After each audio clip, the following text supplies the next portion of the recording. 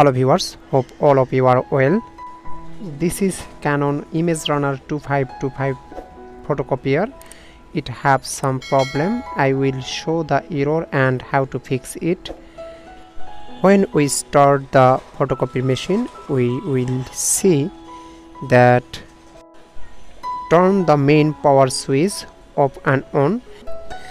If the machine still does not operate normally, contact your service representative with the error code below. The error code is E000002.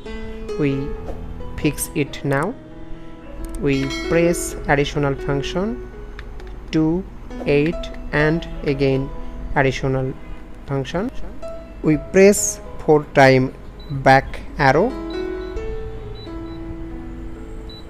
After coming clear, press OK and 2 times back arrow and we select engine and OK.